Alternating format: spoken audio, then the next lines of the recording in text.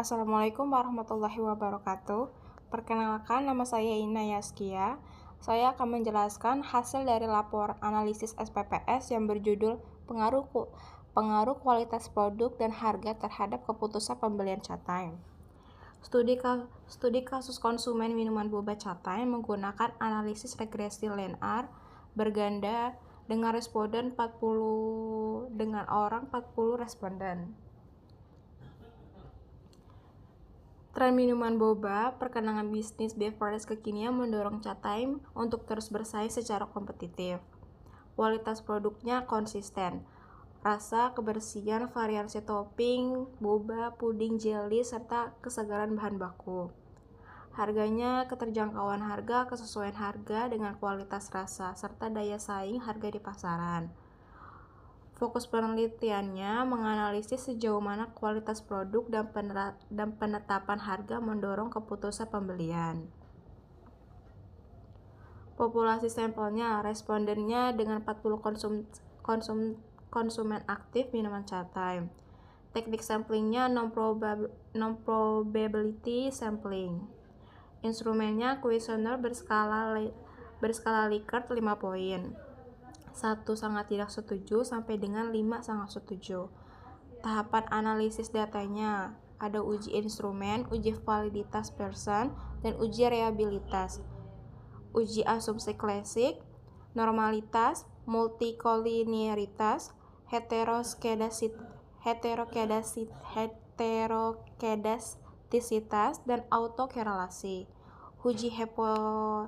Uji hipotesis, regresi berganda, uji T parsial, serta uji F simultan dan uji SR.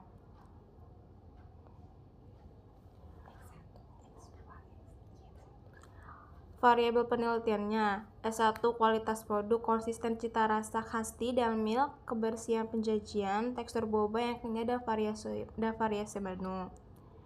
Ada juga X2, harga. Keterjangkauan harga, kesesuaian harga dengan porsi dan rasa, daya saing harga, serta promosi diskon. Y1, keputusan pembelian. Kemantapan membeli, prioritas pilihan brand, kebiasaan rutin membeli, serta minat merekomendasikan. Yang pertama ada uji validitas dan uji reliabilitas. Uji validitas digunakan untuk melihat apakah pertanyaan dalam kuesioner benar-benar mampu mengukur variabel yang diteliti. Hasilnya, seluruh pernyataan pada kualitas produk, brand image, dan loyalitas pelanggan dinyatakan valid. Karena nilai R hitung semuanya lebih besar dari R table 0,312 dan nilai signifikasinya 0,00 kurang dari 0,05. Artinya, pertanyaan yang diberikan kepada 40 responden sudah sesuai dan dapat digunakan untuk penelitian. Uji reliabilitas. Uji reliabilitas digunakan untuk mengetahui apakah kuesioner memberikan hasil yang konsisten. Hasilnya, kualitas produk sama dengan 0,814, brand image sama dengan 0,832, loyalitas pelanggan 0,845. Semuanya lebih besar dari 0,60, sehingga kuesioner dinyatakan reliable, yang artinya jawaban responden cukup konsisten dan instrumen penelitian dapat dipercaya. Yang ketiga, uji asumsi klasik. Sebelum melakukan regresi, data harus dipastikan memenuhi beberapa syarat. Normalitas nilai SIG 0,200 lebih besar dari 0,05. Data berdistribusi normal. Multikoliniaritas, toleransi 0,628 lebih dari 0,10 dan FIF 1,592. Lebih dari 10, yang artinya tidak ada masalah hubungan yang terlalu kuat antara kualitas produk dan brand image. Heterokedastisitas, nilai SIG X1 sama dengan 0,422 dan X2 sama dengan 0,277. Keduanya lebih dari 0,05, yang artinya tidak terjadi heterokedastisitas. Autokorelasi, Durbin-Watson sama dengan 1,942 dan berada dalam batas yang ditentukan. Tidak terjadi autokorelasi. Sederhananya, data penelitian ini memenuhi syarat untuk digunakan dalam analisis regresi. Hasil regresi, persama regresinya adalah Y sama dengan 2,845 ditambah 0,385X1 ditambah 0,442X2. Maksudnya, jika kualitas produk meningkat, loyalitas pelanggan juga meningkat. Jika brand image meningkat, loyalitas pelanggan juga meningkat. Pengaruh brand image dalam model sedikit lebih besar dibandingkan kualitas produk, karena koefisiennya 0,442, sedangkan kualitas produk 0,385. Uji T digunakan untuk melihat pengaruh masing-masing variabel secara sendiri-sendiri. Kualitas produk sama dengan loyalitas pelanggan. T hitung sama dengan 3,928. T table sama dengan 2,026.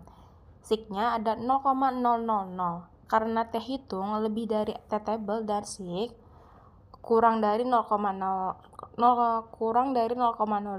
Berarti kualitas produk berpengaruh positif dan signifikan terhadap loyalitas pelanggan.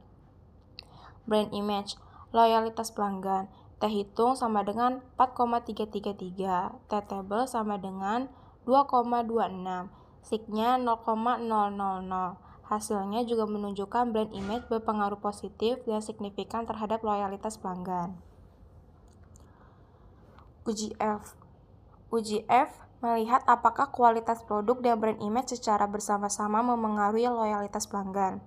Hasilnya, F hitung sama dengan 32,850, F table sama dengan 3,25, Sig-nya 0,000.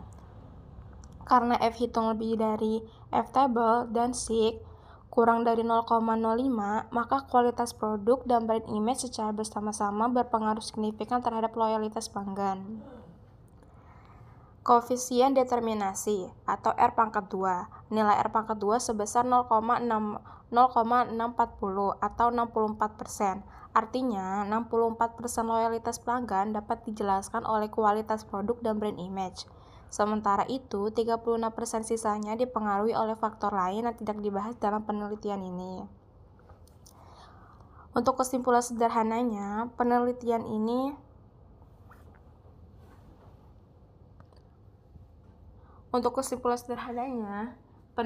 ini menunjukkan bahwa kualitas produk brand image sama-sama memiliki pengaruh positif dan signifikan terhadap loyalitas pelanggan.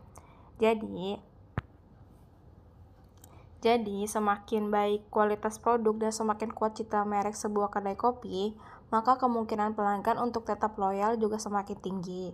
Dari kedua faktor tersebut, brand image memiliki pengaruh sedikit lebih besar dibandingkan kualitas produk dalam model penelitian ini.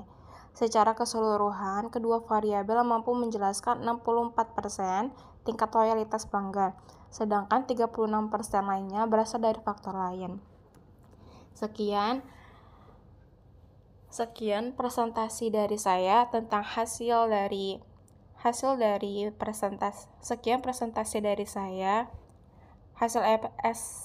SPPS yang berjudul pengaruh kualitas produk dan harga terhadap keputusan pembelian cat time. Mohon maaf jika ada kekurangan dan salah kata. Assalamualaikum warahmatullahi wabarakatuh.